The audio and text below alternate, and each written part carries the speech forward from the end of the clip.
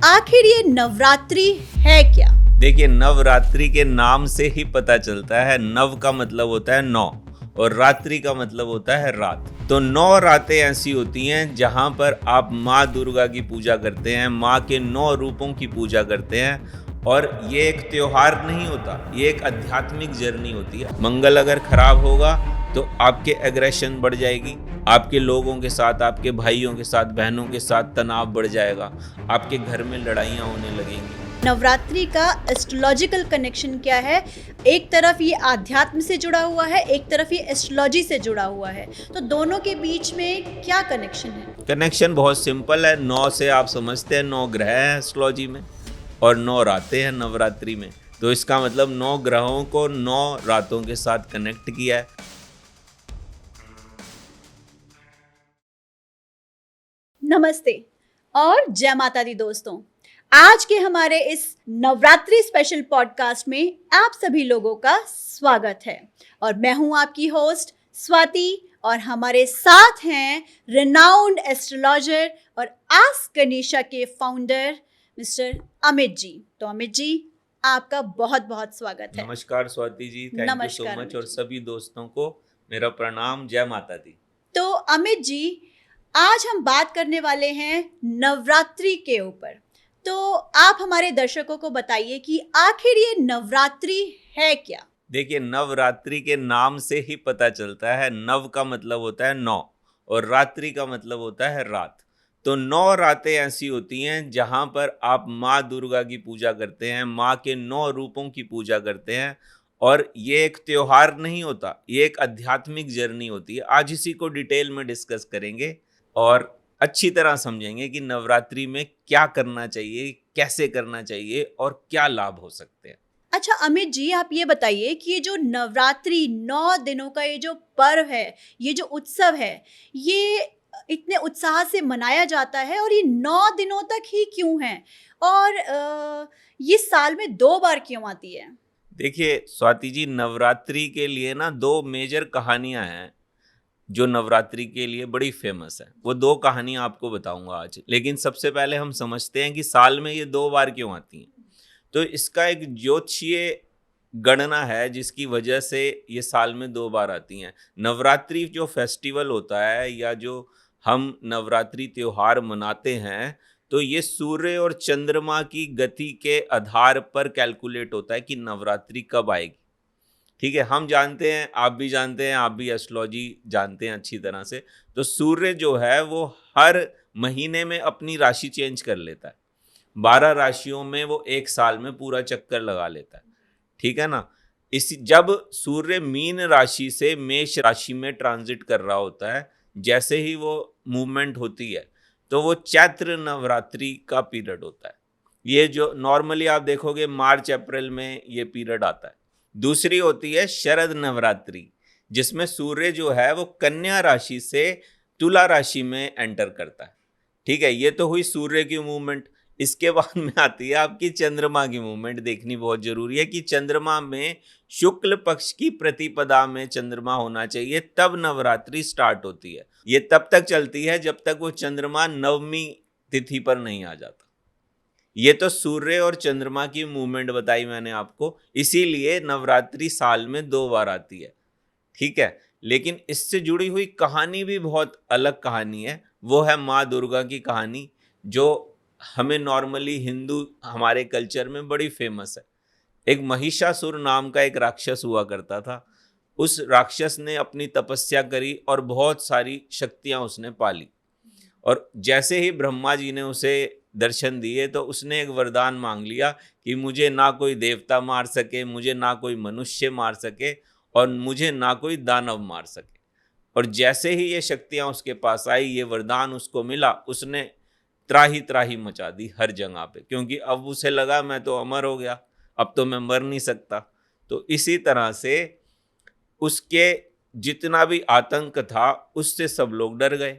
यहाँ तक कि देवता भी उससे डर के मारे अपना जो स्वर्ग लोक है वो छोड़कर भाग गया, इंद्र भी। और वो सारे देवता और इंद्र पहुंचे फिर विष्णु के पास, महेश के पास और ब्रह्मा जी के पास। तो तीनों शक्तियों ने कहा कि भाई अब तो इसे वरदान मिला हुआ है, अब तो इसे हम खुद नहीं मार सकते। जी। तो उन तीनों ने फिर मिलकर एक फीमेल एनर्जी को जन्म दिया और उस फीमेल एनर्जी को हम माँ दुर्गा के नाम से जानते हैं। तो ये जो नवरात्रि है, 9 दिन या 9 रात हैं, इसमें आप देखोगे कि ये सिर्फ इन 9 दिनों में उस फीमेल एनर्जी ने अपने अलग अलग रूप बदलकर उस महिषासुर नाम के राक्षस को खत्म किया। जी। तो ये स्टोरी एक चलती है, लेकिन ये डिफरेंट है। नवरात्रि का कंसेप्ट ही डिफरेंट है। ये सिर्फ 9 रातों की या 9 दिनों की कहानी नहीं है, ये एक्चुअल कहानी है हमारी आध्यात्मिक जर्नी की। तो अमित जी आप ये बताइए कि इसका एस्ट्रोलॉजिकल कनेक्शन क्या है, नवरात्रि का एस्ट्रोलॉजिकल कनेक्शन क्या है? एक तरफ ये आध्यात्म से जुड़ा हुआ है, एक तरफ ये एस्ट्रोलॉजी से जुड़ा हुआ है, तो दोनों के बीच में क्या कनेक्शन है? कनेक्शन बहुत सिंपल है। 9 से आप समझते हैं 9 ग्रह हैं एस्ट्रोलॉजी में, और 9 रातें हैं नवरात्रि में। तो इसका मतलब 9 ग्रहों को 9 रातों के साथ कनेक्ट किया है, 9 रूपों को, 9 जो देवी हैं उनको हर ग्रह के साथ कनेक्ट किया है। और ये जो 9 दिन होते हैं, इस दिन अगर हम हर ग्रह के लिए कुछ ना कुछ ऐसे उपाय करते जाएं, कुछ ना कुछ ऐसी चीज़ें करते जाएं जिससे कि हम अपने अंदर के 9 बुरी चीज़ों को ख़त्म कर सकते हैं। आप भी जानते हैं कि हमारे अंदर कितनी सारी बुरी चीज़ें, अहंकार है, ईर्ष्या है, क्रोध है, जितनी भी बुराइयां हमारे अंदर है, उन सब को हम फिनिश कर सकते हैं। तो ये 9 दिन जो होते हैं, 9 रातें जो होती हैं, ये बहुत ही महत्वपूर्ण है। अच्छा, मेरे मन में एक और प्रश्न आ रहा है अमित जी कि नवरात्रि ही क्यों, ये रातें ही क्यों, 9 दिन क्यों नहीं? इसका एक कारण ये भी हो सकता है कि शायद उस समय पे माता का जो युद्ध हुआ था वो रात्रि में हुआ था, क्योंकि दानवों की शक्ति रात्रि में ज़्यादा बढ़ जाती है। ओह। तो माता ने उनका संहार रातों में किया होगा। और अगर आप देखेंगे तो स्पिरिचुअल पर्पस के लिए भी नाइट का जो टाइम होता है, उस टाइम पर अगर हम अपने आप को अलाइन कर लें, अपने आप को स्पिरिचुअली अवेकन कर लें, तो उस समय हम ऊर्जाओं से मिल सकते हैं। जी बिल्कुल। है ना? तो ये भी एक रीज़न रहा होगा कि शायद दिन के टाइम पर उस समय लोगों को बहुत ज़्यादा 9 दिनों तक वो बैठकर काम अगर पूजा करेंगे तो फिर काम कैसे करेंगे? तो उन्होंने ये प्रोसेस बनाया होगा कि दिन के टाइम पर आप जो भी काम कर रहे हैं उसे करते रहें, लेकिन रात के टाइम पर इन 9 रातों को आप इस तरह से निकाल लें कि आप माँ के साथ कनेक्ट हो सकें, मेडिटेशन कर सकें, अच्छी चीज़ें कर सकें और शुद्धि प्राप्त कर सकें। तो क्या ये कहना सही होगा कि इन नवरात्रि के 9 दिनों में यदि कोई व्यक्ति मेडिटेशन करता है या ध्यान करता है तो उस समय प्राप्त हुई ऊर्जा बाकी और दिन से प्राप्त हुई ऊर्जा से ज़्यादा होगी?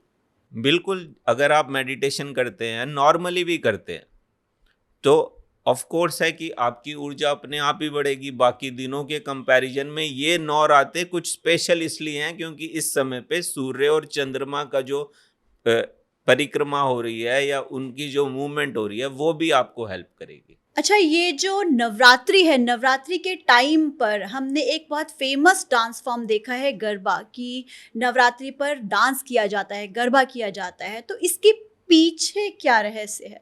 आप देखें तो डांस खुद में एक अपनी मेडिटेशन है। जो लोग डांस करते हैं उसमें खो जाते हैं, तो वो आप देखेंगे कि वो मेडिटेट ही कर रहे होते हैं एक तरह से। इवन मेडिटेशन में भी बहुत सारी क्रियाज हैं जिसमें एक डांस उसमें से एक है। तो गरबा जो डांस है वो भी आप उस तरह से रिलेट कर सकते हैं कि नवरात्रि में वो इसीलिए बहुत ज़्यादा फेमस हो गया, या लोग जो हैं वो उसके उसी डांस को ज़्यादा करते हैं। लेकिन आप किसी भी डांस को लें, सिर्फ गरबा नहीं है, और भी जितने भी डांस हैं उन सब में भी अगर हम 9 रात्रों में या नवरात्रि में अगर हम डांस करके अगर माँ दुर्गा से कनेक्ट हो सकते हैं तो दैट इज़ गुड। तो आपकी बात सुनकर और समझकर जहाँ तक मैं कनेक्ट कर पा रही हूँ, तो मुझे लग रहा है कि गरबा एक ऐसी डांस फॉर्म है जिसमें एनर्जी ज़्यादा यूज़ होती है, और जितना हमारी बॉडी थकेगी, जितना हम ज़ीरो मोड में जाएंगे, शून्य स्टेट में जाएंगे, उतना हम ज़्यादा यूनिवर्स से कनेक्ट हो पाएंगे। बिल्कुल तो सही। बिल्कुल सही कहा आपने कि ये मेडिटेशन है एक तरह का, यानी कि यूनिवर्स से कनेक्ट होने का एक ये ज़रिया है। अच्छा अमित जी, जैसा आपने हमें बताया कि नवरात्रि में 2 कहानियाँ फ़ेमस हुई हैं। पहली जैसा कि आपने हमें महिषासुर की कहानी हमें सुनाई, वो दूसरी कहानी कौन-सी है? दूसरी जो कहानी है वो राम और रावण की कहानी है। आप देखेंगे कि जब रावण ने सीता जी का हरण कर लिया था और हरण करने के बाद राम ने अपनी सेना बनाई और सेना लेकर वो रावण के सामने खड़े हो गए कि अब हमें युद्ध करना है, सीता जी को वापस लाना है। तो उससे पहले राम ने माँ दुर्गा की पूजा करी थी, शिवलिंग के सामने बैठे आराधना करी, फिर माँ दुर्गा का आह्वान किया और उसमें कमल चढ़ाने थे। 108 कमल उसमें चढ़ाने थे विजय प्राप्ति के लिए। तो उनके पास 107 कमल ही थे, बस एक कमल कम रह गया था। तो उनको राजीव लोचन के नाम से भी जाना जाता है। तो उन्होंने क्या किया था, अपनी जो आंख है वो उनके कमल के समान थी और अपनी आंख निकाल कर उन्होंने चढ़ाई। तो इस पे माँ दुर्गा बड़ी प्रसन्न हुई और उन्होंने फिर उन्हें वरदान दिया, उन्हें बिल्कुल स्वस्थ कर दिया और कहा कि मैं आपसे बड़ी खुश हूँ और आपकी विजय होगी। और उसके बाद वो जितने भी दैत्य थे, दानव थे, राक्षस थे, उन सब पर विजय प्राप्त की थी राम ने। और इसीलिए 10वें दिन जो है वो विजयदशमी बनाई जाती है, जहाँ पर दशहरे में रावण को जलाया जलाया जाता है। जाता है। जी। तो ये एक दूसरी कहानी है जो नवरात्रि से रिलेटेड। अच्छा, ये जो नवरात्रि के 9 दिन हैं, तो पहले से लेकर 9वें दिन तक अलग-अलग देवियों की पूजा की जाती है। तो अमित जी, क्या आप हमें बता सकते हैं कि पहले दिन कौन-सी देवी है जिनकी पूजा की जाती है? कौन से उपाय हैं, कौन-सी रेमेडीज़ है? और हमें क्या करना चाहिए कि पहले दिन पर हम अपनी एनर्जी को बढ़ा सकें और कॉस्मिक डिटॉक्स कर सकें? देखिए, बहुत सिंपल तरीके से बताता हूँ आपको। पहला दिन होता है माँ शैलपुत्री का। जी। तो शैल का मतलब होता है हिमालय, पहाड़, और पुत्री मतलब डॉटर। तो हिमालय की पुत्री है शैलपुत्री। इससे रिलेटेड भी एक कहानी है कि भगवान जो शिव थे उनकी पत्नी थी सती। तो अपने पिता दक्ष से थोड़ा सा नाराज हो गई थी वो, क्योंकि दक्ष ने शिव जी को बुलाया नहीं था, फंक्शन कर रहे थे तो उन्हें इनवाइट नहीं किया। तो अब पत्नी है, अब अगर पति को इनवाइट नहीं किया तो थोड़ा सा नाराज होंगी। लेकिन वो अपने पिता के घर गई, दक्ष के घर गई। उन्होंने पूछा कि भाई आपने उन्हें इनवाइट नहीं किया, आप उन्हें इनवाइट करिए। तो दक्ष ने कुछ कठोर वचन उनके सामने बोलने शुरू कर दिए। तो सती ने क्या किया, उसी समय प्रतिज्ञा ली कि भाई मैं अपनी देह त्याग दूंगी, और वो सती हो गई। इसीलिए उनका नाम सती कहा जाता है। ठीक है, उन्हीं का ही जन्म हुआ था शैलपुत्री के नाम से। अच्छा। उनका ही सेकंड बर्थ था वो, एक तरह से आप कह सकते हो। ठीक है, और उन्होंने उस टाइम पर कहा कि अब मैं शिव से दोबारा शादी करना चाहती हूँ।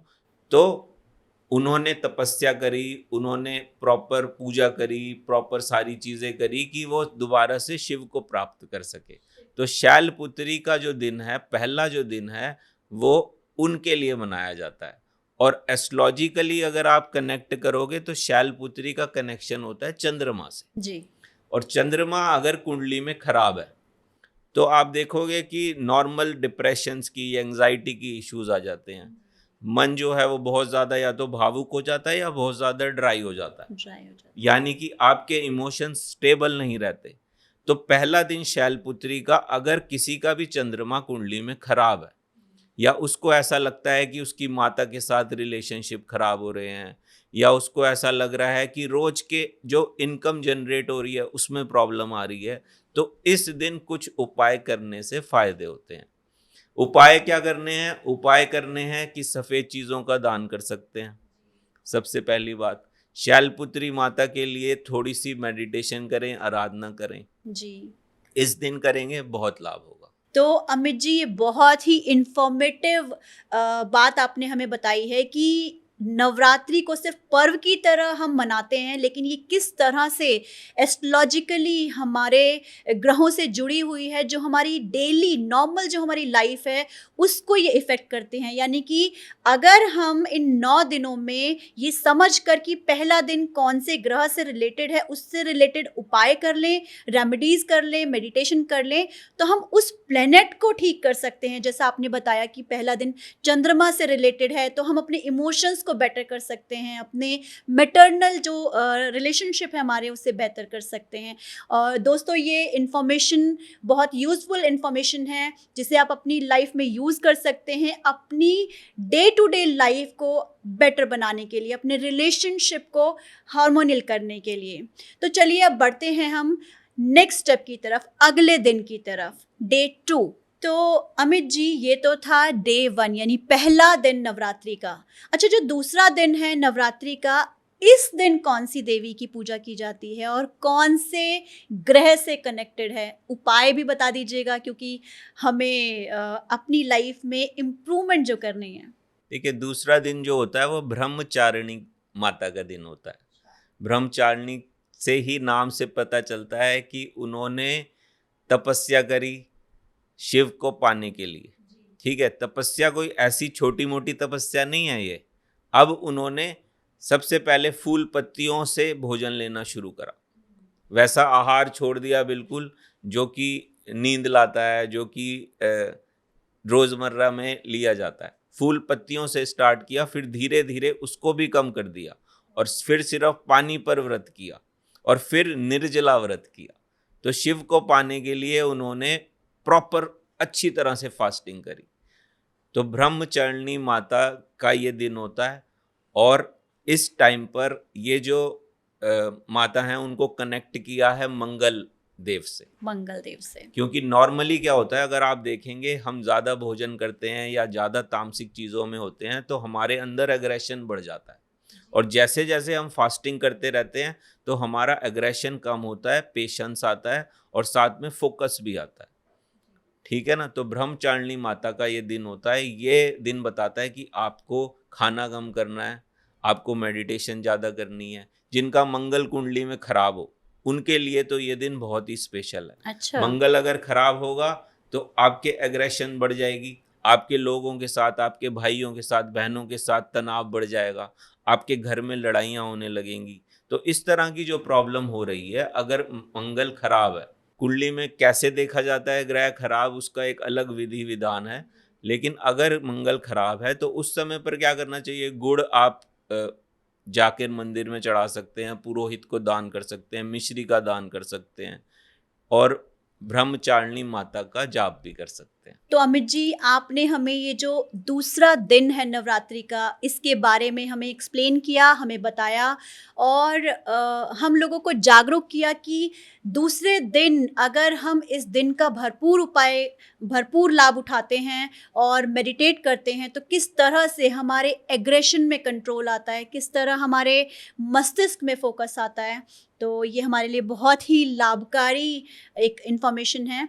अब हमें ये बताइए अमित जी कि ये जो तीसरा दिन ये कौन सी देवी का दिन है? हमें कौन सी देवी की पूजा करनी है, कौन से उपाय करने हैं, कौन सा ग्रह है जो इसको एस्ट्रोलॉजिकली कनेक्ट करता है? तीसरा दिन तो बहुत ही इम्पोर्टेंट होता है क्योंकि उस दिन होती है माँ चंद्र घंटा की पूजा। अच्छा। चंद्र घंटा के नाम से ही आप देखें तो आधा चांद बना हुआ है माँ के माथे पर और हाथ में घंटी है, और वो घंटी से जो ध्वनि निकल रही है वो असुरों के लिए तो बड़ी घातक है। अच्छा। और जो अच्छे लोग हैं, जो देवगण हैं, उनके लिए बड़ी मधुर घंटी बन जाती है, वो बड़ी मधुर आवाज बन जाती है। तो माँ चंद्र घंटा ने उस घंटी को बजाकर जो बुराइयां हैं सारी, उन सबको भगा दिया और जो अच्छाइयां हैं उन सबको बढ़ा दिया। ये मैसेज है मेनली थर्ड डे का, और ये प्लैनेट वीनस के साथ में कनेक्ट किया है माँ चंद्र घंटा को।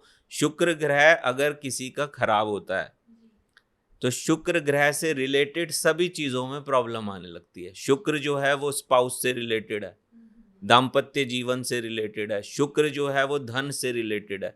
शुक्र जो है वो वाहन से रिलेटेड है।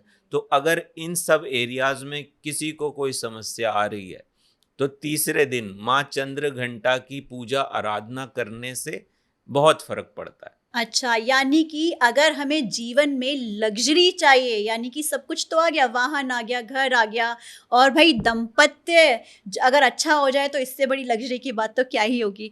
तो अमित जी, आपने हमें बताया कि किस तरह से हम वीनस को अच्छा कर सकते हैं तीसरे दिन को भरपूर यूज़ करके, और माँ चंद्र घंटा की पूजा कर। इस दिन अगर वीनस को सही करना है तो वीनस से रिलेटेड चीजों का दान कर सकते हैं। अच्छा। जैसे शुक्र से आप खीर बना सकते हैं घर में, तो खीर बनाइए, खीर को दान करिए।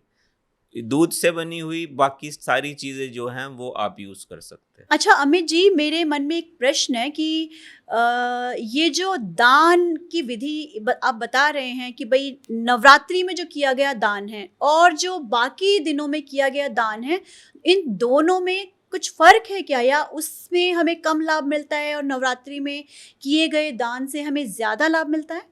देखिए, शास्त्रों में दान को हमेशा अच्छा माना गया।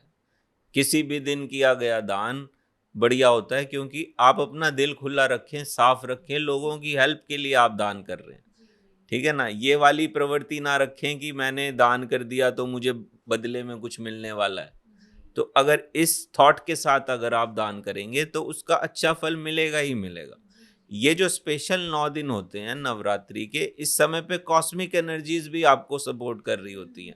तो इस समय पर अगर आपने वो फीलिंग डेवलप कर ली और दान किया तो उस समय पे ज्यादा फल मिलता है। अच्छा, अब समझ में आया। मैंने ना एक जगह एक स्टेटमेंट पढ़ी थी कि एक योगी रात को नहीं सोता और एक भोगी भी रात को नहीं सोता, यानी कि रात्रि में कुछ इस तरह हमारे वायुमंडल में चेंजेस होते हैं, रात के समय ही हमें प्राण ऊर्जा भी रिसीव होती है जो हमारे सबकॉन्शियस माइंड को डायरेक्टली रिसीव होती है, जिससे हम अपनी पूरे दिन की जो क्रियाएं हैं वो करते हैं। तो इसका मतलब ये जो 9 दिन है ये बहुत ही खास हुए, और आप हमें बहुत ही इंफॉर्मेटिव बातें बता रहे हैं अमित जी, आपका बहुत बहुत धन्यवाद। तो अब हम चलते हैं नेक्स्ट डे की तरफ, जो है डे 4, यानी कि चौथा दिन। तो अमित जी, चौथे दिन कौन सी देवी की पूजा की जाती है और कौन से ऐसे उपाय हैं जिससे हम अपने लाइफ को, अपने एस्ट्रोलॉजिकल जो कनेक्शन है, ऐसा कौन सा ग्रह है जिसको हम बैलेंस कर सकते हैं? देखिए, चौथा दिन होता है माँ खुशमंडा का। ठीक है ना। तो माँ खुश है, स्माइल कर रही है। तो जैसे ही माँ ने स्माइल किया तो वैसे ही चारों तरफ पॉजिटिव एनर्जीज फैल गई। तो इसीलिए इस दिन जो है हम कनेक्ट करते हैं सूर्य देव से, क्योंकि सूर्य से ही चारों तरफ ऊर्जा फैल रही है, चारों तरफ रोशनी है। तो माँ ये समझा रही हैं कि अपने भीतर की रोशनी को चारों तरफ फैलाना है। ठीक है ना। और इसके लिए सबसे अच्छे उपाय होते हैं कि आप मालपुआ बनाओ, आप कचौड़ी बनाओ, आप कचौड़ी बनाकर अपने परिवार को खिलाओ, और साथ ही साथ पुरोहित को दान करो, साथ ही साथ गरीब बच्चों को वो चीज़ें बांट दो। उससे बहुत ही लाभ मिलता है। अच्छा, तो अमित जी, ये तो था हमारा चौथा दिन। आप हमें अगर 5वें दिन के बारे में भी बता दें कि 5वां दिन कौन सी देवी का है और कौन से ग्रह से कनेक्टेड है, और क्या हमें उपाय करने चाहिए? 5वां दिन होता है माँ स्कंद माता का। माँ स्कंद माता जो है मदर की तरह है। अगर आप देखेंगे तो माँ के हाथों में कार्तिकेय हैं, छोटा सा बालक है। ठीक है। और माँ का जितना भी ममता है उसके लिए बरस रही है।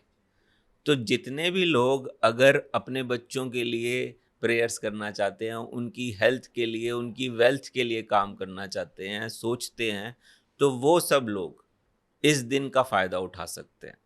और इस दिन को माँ स्कंद माता को कनेक्ट किया है बुध ग्रह से, क्योंकि बुध जो है वो बालक है, एक तरह से प्लैनेट्स में बालक के रूप में माना गया उसको। और बुध सबसे ज़्यादा चंचल भी होता है, और बुध बुद्धि का भी कारक है, कम्युनिकेशन का कारक है। अगर किसी की भी अपने बच्चों के साथ में कोई मतभेद है, या वो अपने बच्चे का अच्छा चाहते हैं कि वो बहुत अमीर हो जाएं या बहुत अच्छा एजुकेशन लें, तो वो आज के दिन का लाभ उठा सकते हैं जी। रेमेडी क्या करनी है कि सबसे बढ़िया है बुध के लिए केला। अब बुध और जुपिटर दोनों को हमने कनेक्ट कर दिया। जो केला जो है, केले का दान करिए। केले, छोटे छोटे केले के पीसेस काटिए बहुत सारे, और वो लोगों को खिलाइए। और उसमें आपको प्रसन्नता होनी चाहिए। ऐसा नहीं कि आपने सिर्फ इसलिए कर दिया क्योंकि ये प्रोसेस है। आपको खुशी होनी चाहिए, आपको मजा आना चाहिए कि आप वो बांट रहे हो लोगों को। और छोटे बच्चों को अगर स्पेशली कुछ हेल्प कर सकते हो, स्टेशनरी आइटम्स दीजिए, पेन पेंसिल बांटिए, स्कूल के बच्चों को हेल्प करिए, तो इससे इस दिन पे लाभ उठाया जा सकता है। अब आप हमें ये बताइए कि जो छठा दिन है वो कौन सी माता का है, वो कौन से ग्रह से कनेक्टेड है, इसके कुछ उपाय भी बताइए ना। स्वाति जी, छठा दिन होता है माँ कात्यायनी का। माँ कात्यायनी का बड़ा महत्व है। जिन लोगों की शादी नहीं हो रही है, अच्छा। वो माँ कात्यायनी की पूजा करते हैं।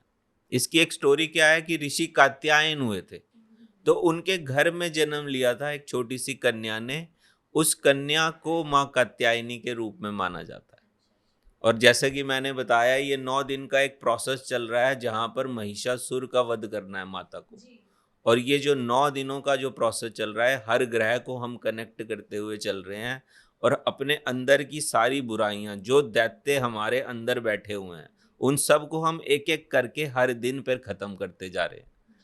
तो ये जो दिन है माँ कात्यायनी का, इस दिन जो विवाह में जो प्रॉब्लम्स होती हैं, है ना, जो विजडम की प्रॉब्लम होती है, विवेक की प्रॉब्लम होती है, कई लोग आप देखेंगे कि वो विवेक ही नहीं रह पाते, एकदम से या तो अग्रेसिव हो जाएंगे या फिर इस तरह की एक्ट करने लगते हैं जहां पर उन्हें समझ ही नहीं आता कि सिचुएशन को कैसे संभालें। तो वो इस दिन को स्पेशली यूज कर सकते हैं। अच्छा। माँ कात्यायनी के लिए आप शहद, एक बहुत इम्पॉर्टेंट पार्ट है जिसमें आप शहद का दान कर सकते हैं। शहद आप चीज़ों में डालें, अपने मिष्ठान बनाएं, उससे कोई भी भोजन बनाएं, उसमें हल्का सा शहद डालकर खाएं, खिलाएं और बांटें। जी। ये माँ कात्यायनी इससे बड़ी प्रसन्न होती हैं और आपको वरदान देती हैं। अच्छा, अब हम अगले दिन के बारे में भी जान ही लेते हैं कि जो 7वां दिन है वो कौन सी देवी से कनेक्टेड है, कौन से ग्रह से कनेक्टेड है, रेमेडीज क्या हैं। नवरात्रि का 7वां दिन होता है माँ काल रात्रि का।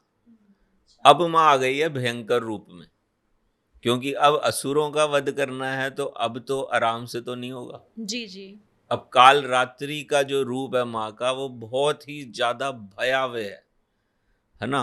वो जितने भी असुर हैं, अब उन सब की गर्दन तोड़ने वाली है माता। तो आप सोच सकते हैं कि किस तरह का रूप माता ने लिया होगा। और इस माँ के रूप को कनेक्ट किया जाता है शनि के साथ। शनि के साथ। हाँ, और शनि जो है वो दुख का कारक है, वो पेशेंस का कारक है। वो शनि जो है वो एक तरह से कहा जाता है कि सभी कर्मों का रिजल्ट देने वाला प्लैनेट है। तो जितने भी दैत्य हैं, उन्होंने क्या कर्म करे हैं हम सबको पता है। हमारे अंदर, हम सब के अंदर इतनी सारी बुराइयां छुपी बैठी हैं। हर एक के अंदर वो असुर भी है, हर एक के अंदर वो देवता भी है।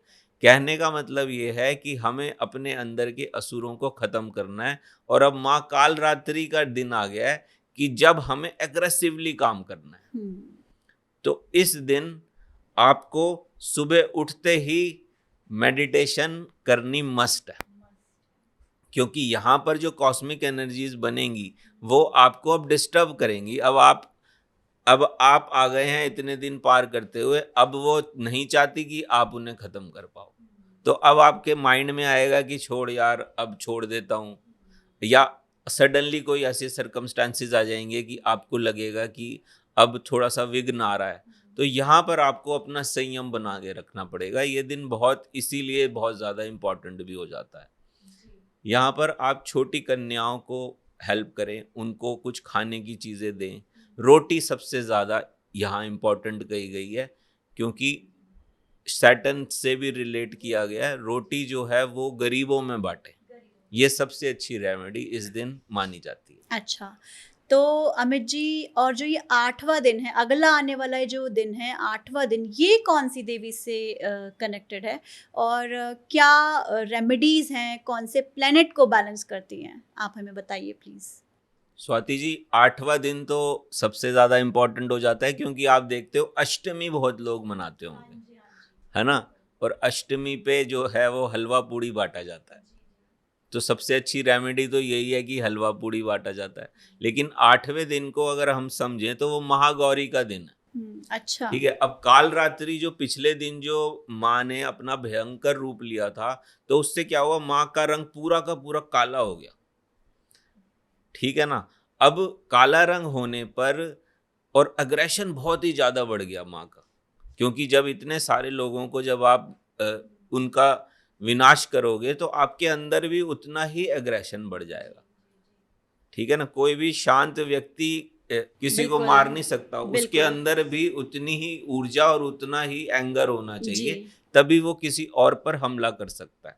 तो माँ कालरात्रि का जो जितना भी काला रंग था, वो शिव हेल्प करते हैं कि वो वापस से सारा रंग उतर जाए और माँ गौरी का जन्म हो। गौरी का जन्म हो। ठीक है ना। तो महा गौरी का दिन होता है अष्टमी का दिन, और इस दिन जो है ये कनेक्ट किया जाता है राहु से। राहु से। तो राहु जो है वो एक प्लैनेट है जो कंफ्यूजन क्रिएट करता है। नॉर्मली अगर हम देखें तो राहु को हम कनेक्ट करते हैं अटैचमेंट से। जी, अच्छा। तो हर व्यक्ति जो है किसी ना किसी चीज़ों से अटैच्ड होता है। कोई धन से अटैच्ड है, कोई अपने वाहन से अटैच्ड है, कोई अपने घर से अटैच्ड है, कोई अपने फैमिली मेंबर से अटैच्ड है। तो राहु जो है वो अटैचमेंट से आपको बांध के रखता है इस संसार में। तो महागौरी जो है वो हेल्प करती है कि राहु की जो नेगेटिव अटैचमेंट्स हैं उनको खत्म करने में। उनको खत्म तो करने इस दिन में रेमेडी सबसे प्यारी है कि हलवा पूड़ी बांटें, घर में बनाएं। घर में नहीं बना सकते तो आप किसी और से बनवा सकते हैं, लेकिन अच्छे मन से आप उसे बांटें और माँ गौरी का आशीर्वाद पाएं। जी।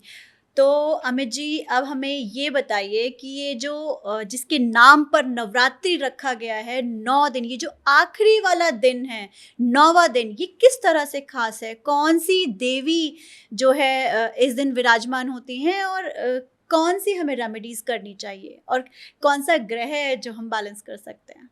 9वां दिन होता है माँ सिद्धरात्रि का। अच्छा। तो अब जो है वो आखिरी दिन आ चुका है। तो जो पर्पस था हमारा कि सभी बुराइयों का अंत करना, वो पर्पस अब कंप्लीट हो चुका है।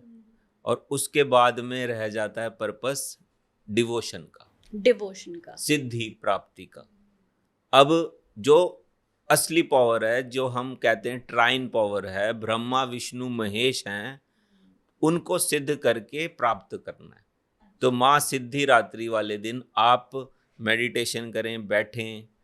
और ये जो दिन होता है, अगर आप देखें तो बहुत सारे लोग नवमी को भी मनाते हैं, हलवा पूड़ी नवमी को भी बांटते हैं, है ना। कई फैमिलीज में ऐसा ट्रेंड होता है, वो उस ट्रेंड को फॉलो कर रहे होते हैं।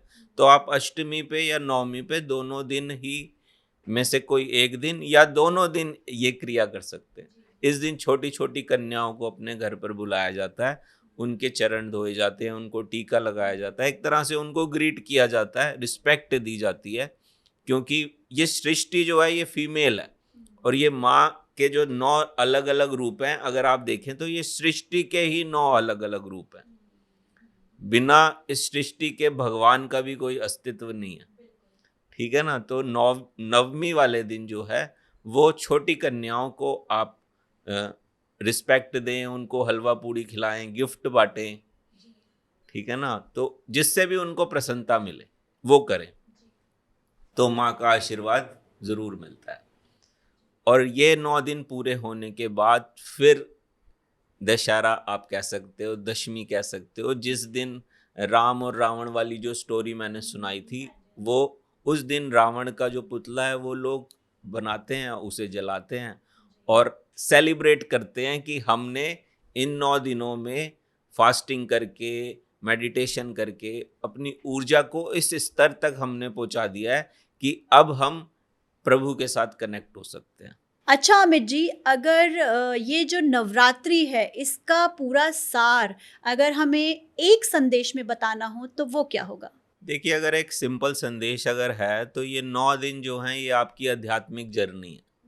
आपने अपने अंदर जो ग्रह हैं उनको ठीक किया है। एक एक करके आप सूर्य को, चंद्रमा को, बुध को, मंगल को, गुरु को, शुक्र को, राहु को, केतु को और शनि को इन सब को साध गए आप।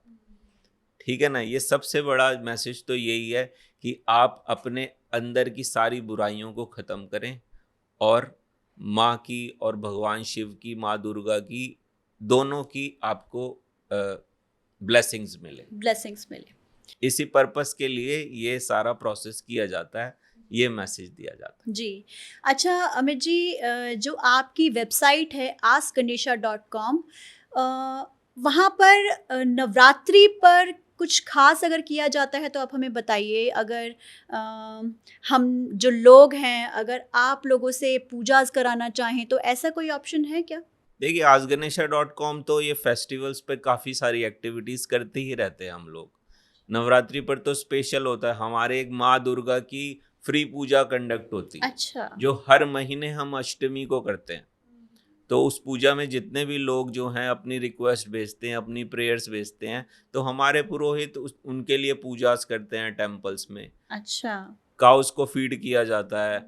अष्टमी के दिन छोटी छोटी कन्याओं को भोजन बांटा जाता है। मंदिर के बाहर में एक छोटा सा लंगर लगाया जाता है। ये सब एक्टिविटीज़ हम अपनी तरफ से करते हैं। और जो भी अपनी रिक्वेस्ट भेजता है तो हमारे पुरोहित जी उनकी रिक्वेस्ट जो है हवन में आहुति डालकर हेल्प करते हैं उनकी। ये सब एक्टिविटीज़ होती हैं। लेकिन बहुत सारे ऐसे लोग हैं जिनको लाइफ में पर्सनली कुछ प्रॉब्लम आ रही हैं स्पेसिफिकली, तो फिर उनके लिए जो है एस्ट्रोलॉजर्स जो हैं वो उनका चार्ट पहले चेक करते हैं। उनके चार्ट्स में क्या क्या प्रॉब्लम चल रही हैं। कोई तरह तरह की प्रॉब्लम्स होती हैं, विवाह से रिलेटेड हो सकती है, धन से रिलेटेड हो सकती है, हेल्थ से रिलेटेड हो सकती है। तो उसके लिए उनको फिर सजेशंस दी जाती हैं। नवरात्रि के टाइम पर मेजर जो है माँ दुर्गा की पूजा की जाती है। और अगर व्यूअर्स चाहते हैं तो वो माँ दुर्गा की पूजा कंडक्ट कर सकते हैं। तो अमित जी, बहुत अच्छा लगा आपके साथ वार्तालाप करके, और आपने इतनी अच्छी तरह से, इतनी सरल भाषा में हमें इन 9 दिनों का महत्व समझाया। और इतना ही नहीं, आपने हमें एस्ट्रोलॉजिकली, साइंटिफिकली ये भी समझाया कि कैसे ये हमारे 9 दिन 9 ग्रहों से कनेक्टेड है, किस तरह से वो हमारी लाइफ को इम्पैक्ट कर रहे हैं। और रेमेडीज़ बताकर आपने हमें ये भी बताया कि कैसे हम उन्हें ठीक कर सकते हैं और अपनी लाइफ को बेहद आसान बना सकते हैं। तो दोस्तों, देखा आपने कि इस नवरात्रि पर जो 9 दिन हैं, किस तरह से अलग अलग देवियाँ अलग अलग ग्रहों से कनेक्टेड हैं। एस्ट्रोलॉजिकली भी ये जो पर्व है ये आपस में जुड़ा हुआ है, और ये जो सारे ग्रह हैं, ये जो पूरा ब्रह्मांड है, ये हमारे अंदर ही समाया हुआ है। अच्छाई हो या बुराई हो, वो हमारे अंदर ही है। तो इन 9 दिनों में हम कुछ छोटी छोटी रेमेडीज़ करके, छोटे छोटे उपाय करके, मेडिटेशन करके, और इस नवरात्रि के पर्व को 9 दिन मनाकर हम अंदर से डिटॉक्स हो सकते हैं, नवरात्रि का पर्व भी मना सकते हैं, अपने ग्रहों को भी ठीक कर सकते हैं। और अगर आप चाहें, अपना चार्ट, होरोस्कोप एनालिसिस कराकर, अपने उन ग्रहों के लिए पूजा परफॉर्म कराकर आप आस्क गणेशा से कनेक्ट कर सकते हैं, ताकि आपकी लाइफ अच्छी हो सके, लाइफ में आने वाली प्रॉब्लम्स ठीक हो सके, और आप एक बहुत सुखमय जीवन व्यतीत कर सकें। धन्यवाद। जय माता दी। जय माता दी।